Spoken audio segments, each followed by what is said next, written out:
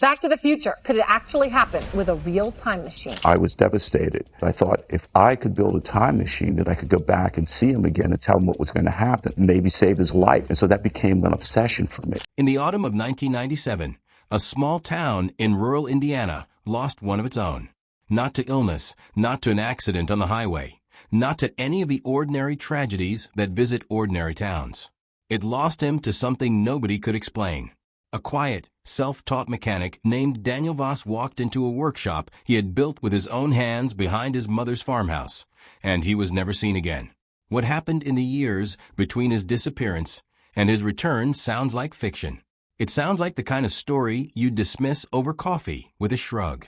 But the documents exist. The witnesses exist. And the man himself, when he finally came back, sat down and told his story to anyone who would listen. Daniel Voss was never the kind of person anyone expected to make headlines. He grew up on his family's small farm, the son of a machinist father who taught him to weld before he could legally drive. He didn't go to college. He didn't need to. By the time he was 20, he was fixing generators for half the county and reading physics textbooks he'd bought secondhand from a shuttered library sale.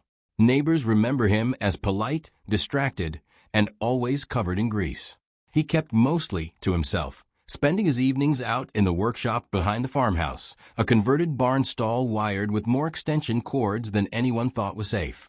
It started, according to the notebooks he left behind, with something simple. Daniel had been experimenting with resonant coils, trying to build a more efficient way to store energy from the farm's aging wind turbine. In one entry dated March of 1994, he described an odd phenomenon. When he ran two coils in opposing phase near a rotating magnetic plate, small objects placed at the center of the field seemed to lose weight for a fraction of a second. A washer would twitch upward, as if gravity had briefly forgotten about it. He assumed it was static interference. He assumed it was nothing. But he kept testing it anyway, because that was who Daniel was. He couldn't leave a strange thing alone. By the following year, the phenomenon had grown stranger.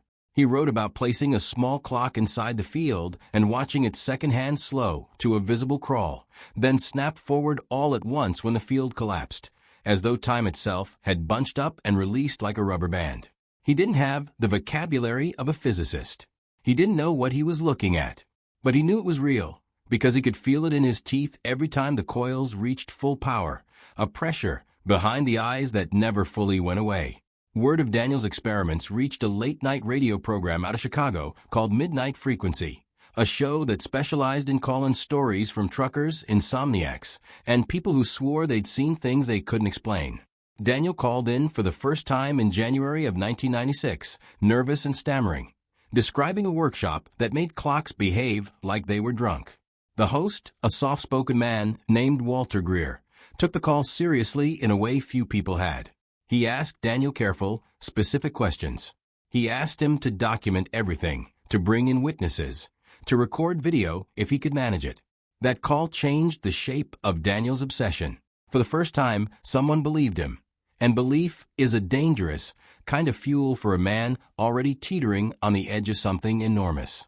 Over the months that followed, Daniel pushed harder. He spent nearly all his savings on salvage transformers and second-hand capacitor banks, stacking more and more power into a system that had never been designed to hold it. In the summer of 1996, a surge from his workshop blacked out 3 neighboring farms for the better part of a night. The utility company traced it back to him within a week.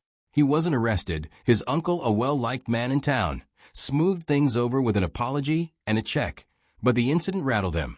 Friends who visited during that period described him as thinner, paler, talking faster than usual, sketching diagrams on scraps of feed sack paper because he'd run out of notebooks.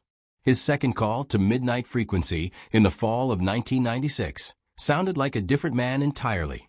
Where the first call had been nervous and searching, this one was urgent, almost pleading. He told Walter Greer that the field wasn't just affecting small objects anymore. He described placing a house cat's food bowl inside the field and watching it vanish outright for nearly 4 seconds, only for it to reappear coated in a fine layer of frost, despite the workshop being warm that evening. He described a barn swallow that flew too close to the coils and dropped out of the air mid-flight, gone before it hit the ground, and never seen again. Walter, by his own later account, felt something shift in that conversation. He told Daniel to stop working alone. He told him to bring in someone with real credentials, a university, a lab, anyone who could watch over what he was building. Daniel promised he would think about it. He never did. The final call came in February of 1997. Daniel's voice on the recording, a copy of which still circulates among fans of the old show, is almost unrecognizable from the man who'd called a year earlier. He described stepping partially into the field himself, describing the sensation as being underwater in air, every motion slowed, every sound stretched thin and distant.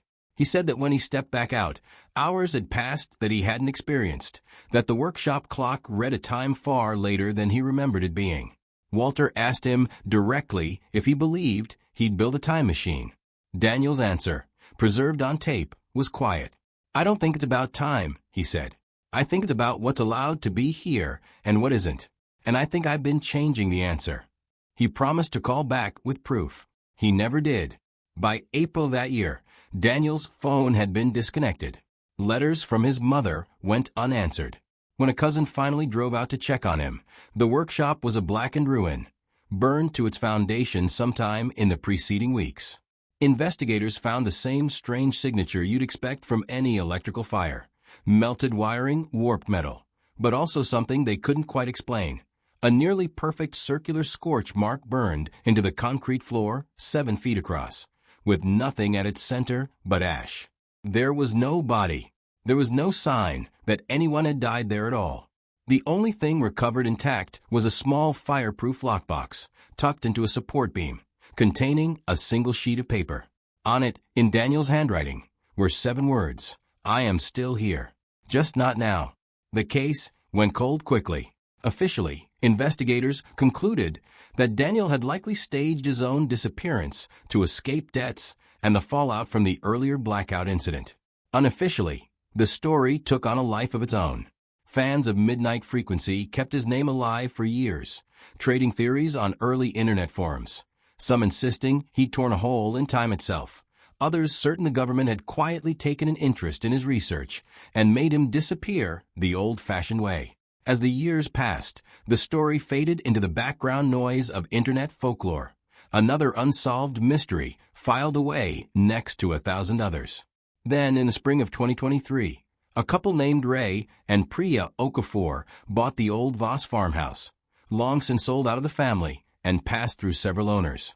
While clearing out the collapsed remains of the old barn foundation to build a new garage, a contractor's crew uncovered a buried metal trunk, sealed in a layer of tar and wrapped in heavy plastic sheeting that had somehow kept the interior almost perfectly dry for over 2 decades. Inside were dozens of notebooks, hand-drawn schematics, and a single photograph, undated, showing a gaunt man standing beside a ring of coiled copper wire nearly as tall as he was. On the back, in the same handwriting from the lockbox note, someone had written, "It worked. It just didn't ask my permission." The Okafors posted photos of the find online, and within days the old story resurfaced across a dozen different corners of the internet. Decades of accumulated curiosity reigniting overnight. 3 weeks after the post went viral, Ray received a phone call from a block number. The voice on the other end was hoarse, careful, and older than it had any right to sound for a man who, if he were still alive, would only be in his mid-50s. "My name is Daniel Voss," the voice said. "I understand you found my trunk. I'd like to explain, if you'll let me." He arrived at the farmhouse 2 days later, and by every account from those who saw him, he did not look like a man in his 50s. He looked like a man who had been rained on by decades all at once, deeply lined, silver-haired, moving with the careful stiffness of someone twice his age. Over the course of an evening, sitting at the Okafor's kitchen table, he told them what he claimed had actually happened the night of the fire. According to Daniel, the machine had never moved him through time in any way a film would depict. There was no flash, no tunnel, no sudden jump to another decade. Instead, he said, the field had done something closer to unhooking him, separating his experience of passing time from everyone else's, so that a minute for him might stretch into an hour for the rest of the world, or the reverse, without any warning as to which it would be. He described the final night in the workshop as the moment the field had gone fully unstable, wrapping around him just as the transformers began to fail. He remembered walking out of the smoke unhurt, only to find the road outside changed, the neighboring farmhouse he half recognized replaced by one he'd never seen, and no one on the phone lines answering to numbers he knew by heart. For years afterward, he said, he drifted through short, disconnected pockets of ordinary life, working odd jobs under different names in towns that never quite lined up with the calendar he kept in his head. Sometimes weeks would pass for him while months passed everywhere else. Sometimes the reverse. He described the disorientation as a kind of permanent jet lag from a flight he never remembered boarding, one that never truly ended. He said he'd spent the following decades trying to understand what he'd built well enough to reverse it, filling notebook after notebook with theories that mostly amounted to educated guessing. He told the Okafors he'd buried the trunk himself, back when he'd found a brief, stable window to return to the farm, hiding it where he calculated it would eventually be found by someone patient enough to take it seriously.